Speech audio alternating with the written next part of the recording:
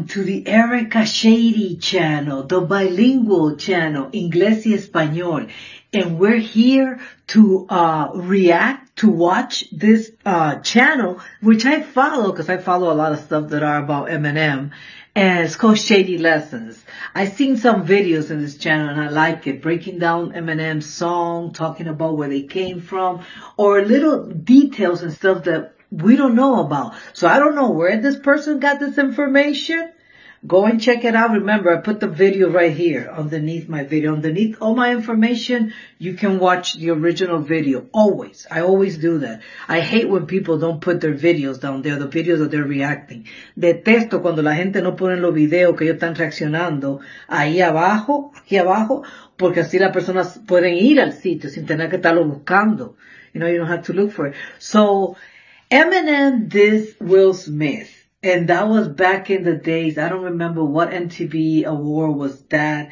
I do know, I think that was the day that Will Smith introduced Tupac's mom and Biggie G's mom. Creo que fue la vez que el Will Smith introdujo a la mamá de Tupac y a la mamá de Biggie G. I don't know, I think. Pero el punto es este. Okay, we're going to find out why he dissed Will Smith, because I know that was the day that Will Smith said, I don't have to cuss on my records and I always make money and I'm always famous. I'm paraphrasing. Donde el Will Smith dijo en ese mismo award que él nunca había dicho mala palabra, que no tenía que decir mala palabra ni en sus discos ni en nadie, aún así era famoso y ganaba dinero. O sea, como quien dice, no hay necesidad. Like he's saying, there's no need for you bastards to be cussing. I'll use no profanity. Then I'll probably rap like Will Smith. He told me to keep it clean this time. Not everybody is as happy as Will Smith. And Will looked at Eminem and said, "Did you know that if we were in the year 2000, this slap would have gone to Eminem? Or maybe the other way?" That's because in the late 90s and early 2000s, Eminem and Will had a funny beef. Even though more than 20 years have passed, Will's latest indirect jab is quite recent. That's why today, we're going to revisit this feud between two heavyweights. I'll also... Oh, I didn't know that. That Will Smith threw a diss at Will Smith? When and where? When does this video come out? 3 months ago. I don't know. Well, by the time you see this, it'll be 4 Will's months. latest indirect jab is quite recent. That's why today, we're going to revisit this feud between two heavyweights. I'll also tell you the real reason behind it, as it's not what many people think. But first, and even though it might sound strange, I'm going to briefly introduce you to Will Smith's beginnings. Long before becoming the well-known actor he is today, he was a rapper, and not just a regular one.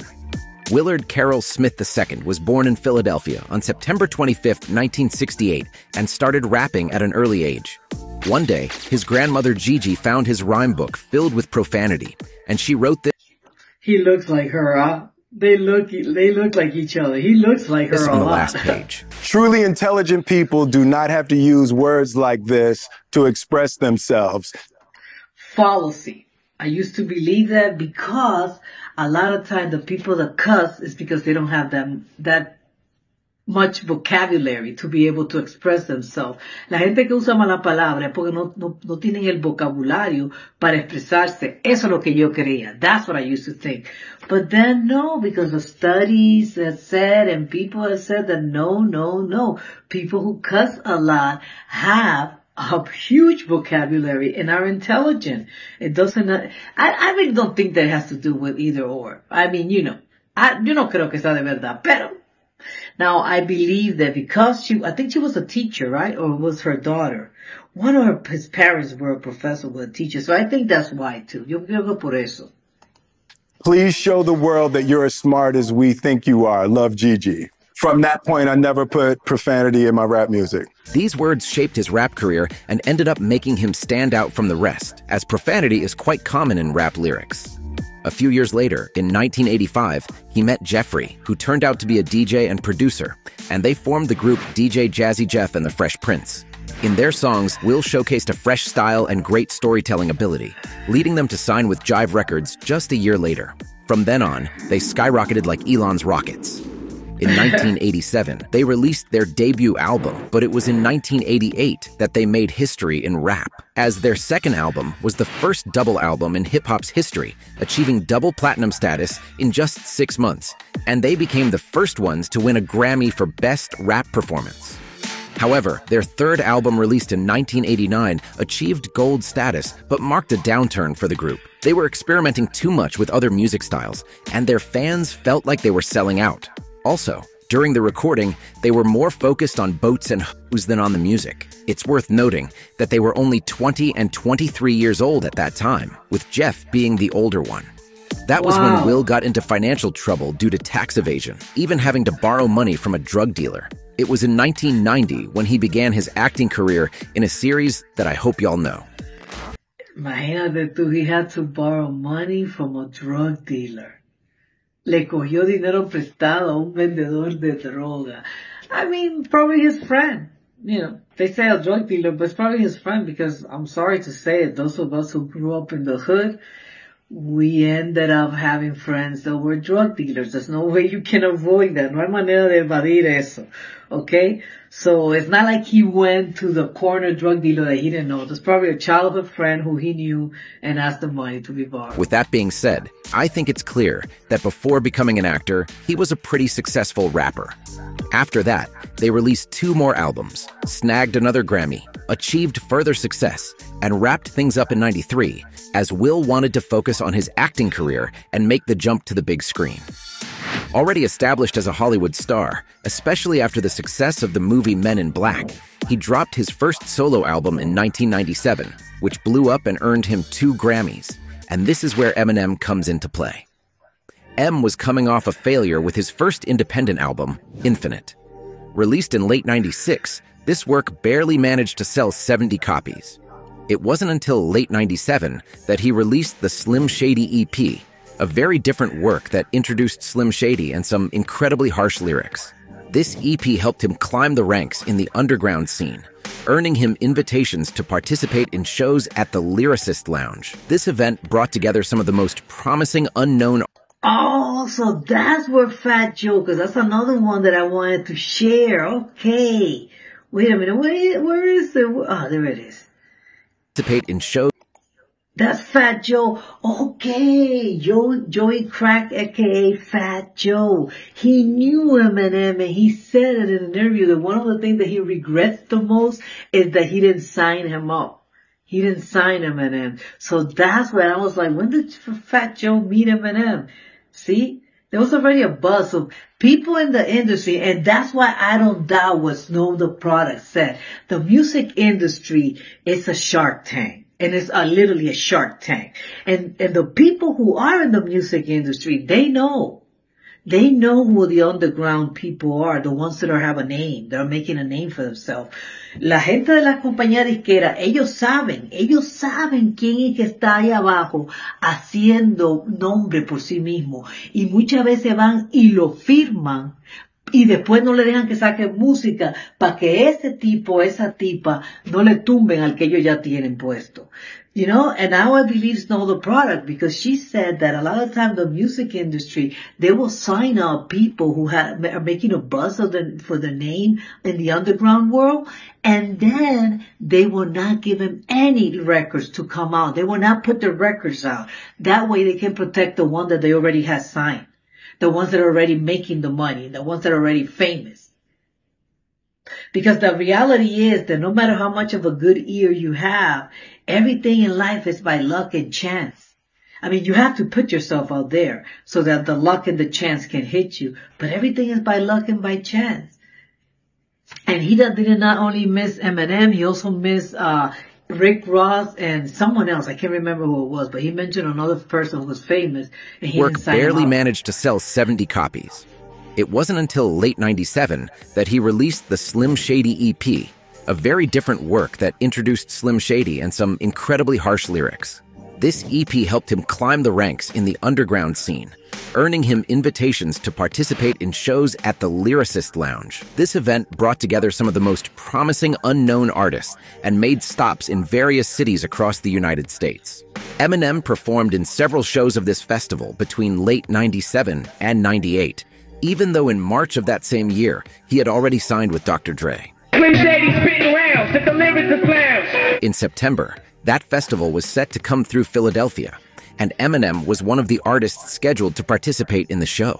Jeff, who was planning to release his debut solo album and had listened to Eminem's EP, loving what he heard, took the opportunity to invite him to his studio to collaborate on a song for the album he was planning to launch. And it was funny because one of the first records I did was Eminem, because I had his very first bootleg single. And I was like, he's dope. Yeah. And I reached out to him. He came to Philly to do a show, came to the studio, made the beat. He wrote it, we recorded it. In that song, Eminem gave a shout out to Will and Jeff's group and also made a reference to the group's second album. Coincidentally. Whoa, wait, what? I didn't know. So Eminem, back then when... Group, and also made a reference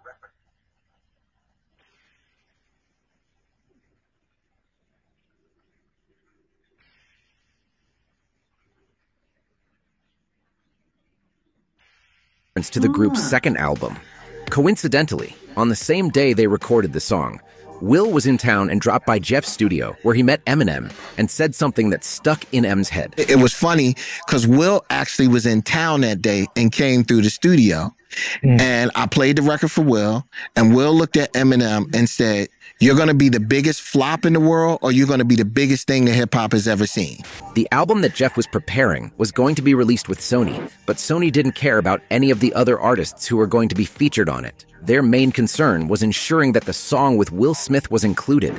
Jeff, on the other hand, didn't want to feel forced. He wanted to make a song with Will because both of them agreed to, not because Sony pressured them. The result? The album didn't come out. But in '99, Eminem shot to fame and... I was supposed to be doing this record with Sony, and they did not care anything about Eminem. And literally a year later, when he started to blow up, Sony called and was like, "We want to put this out, and the first single be the Eminem record." And I was kind of like, I know exactly what you're doing.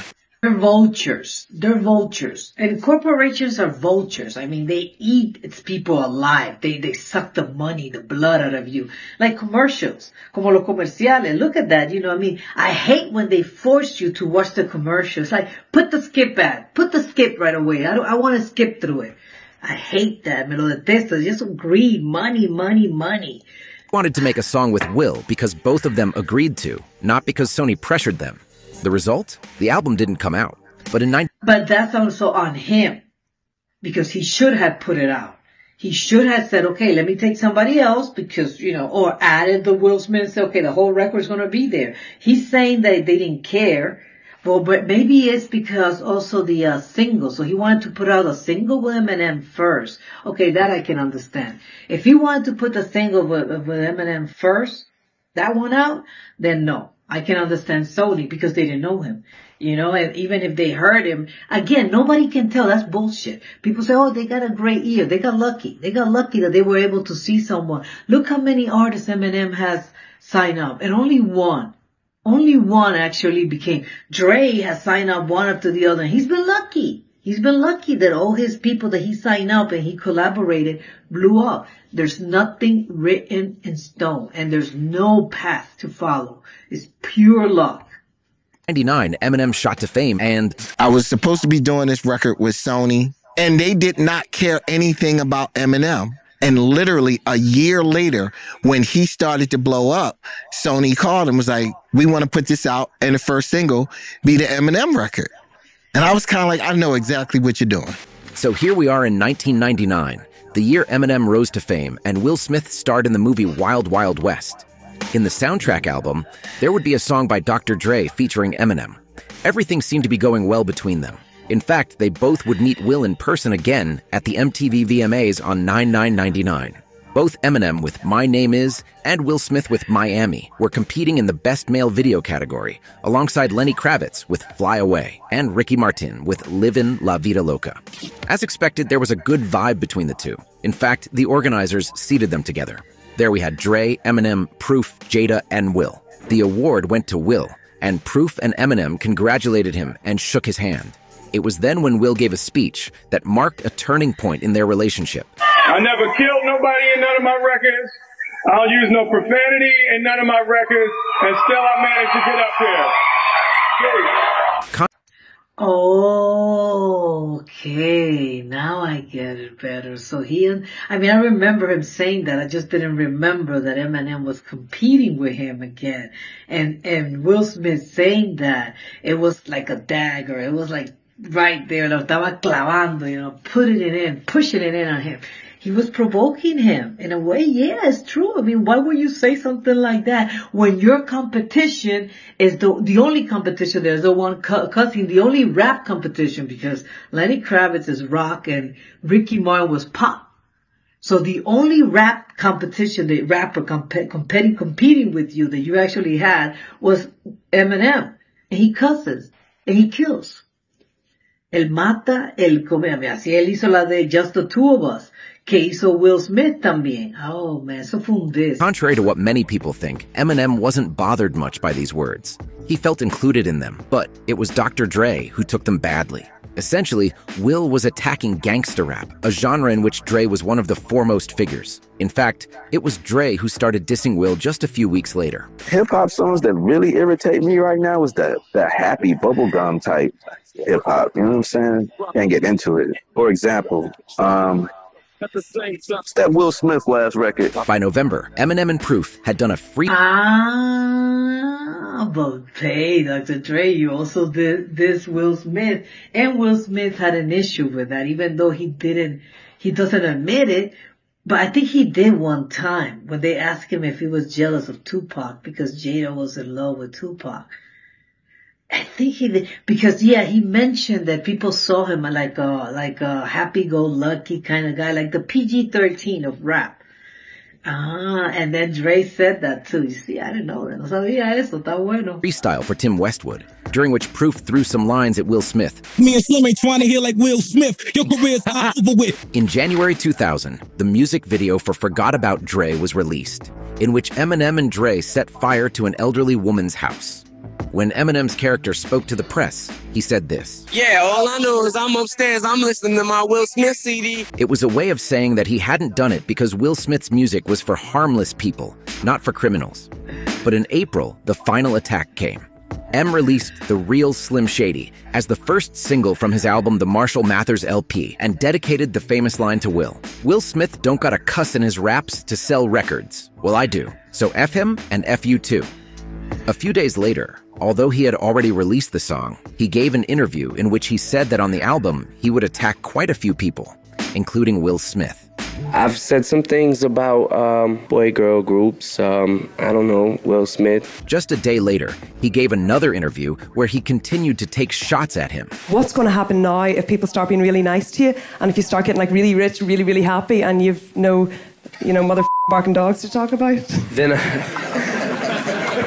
Then I'll probably rap like Will Smith.